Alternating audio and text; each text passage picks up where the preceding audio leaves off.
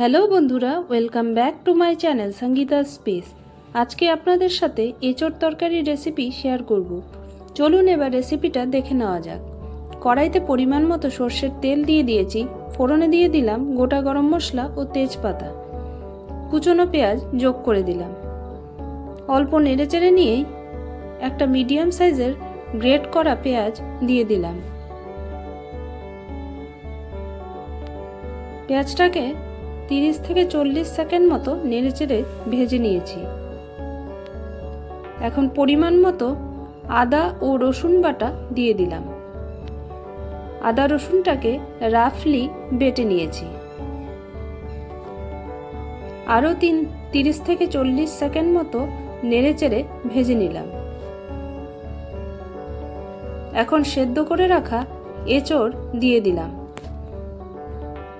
এঁচোড়টা সেদ্ধ করার সময় দুটো আলু স্কোয়ার করে কেটে একসাথে সেদ্ধ করে নিয়েছি।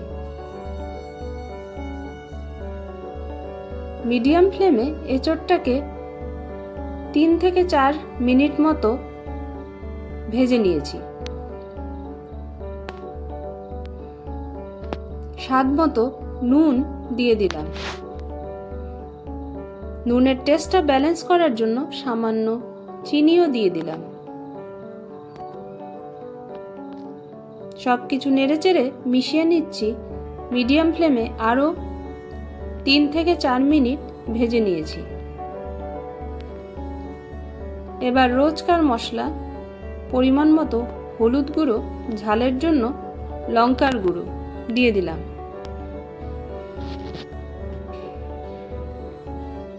ধনে ও জিরের গুঁড়ো পরিমাণ মতো যোগ করে দিলাম।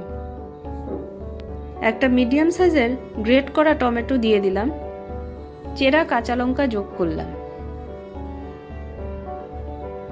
সব কিছু নেড়েচেড়ে মিশিয়ে নিয়ে 10 মিনিট মতো লো ফ্লেমে খুব ভালো করে তরকারিটাকে কষিয়ে নেব।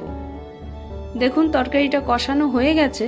এবার পরিমাণ মতো গরম জল যোগ করে দিলাম।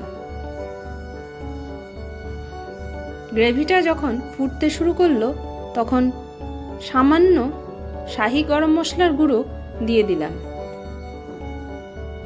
গরম মশলা দিয়ে তরকারিটাকে আরও 4 থেকে 5 মিনিট রান্না করে নিয়েছি।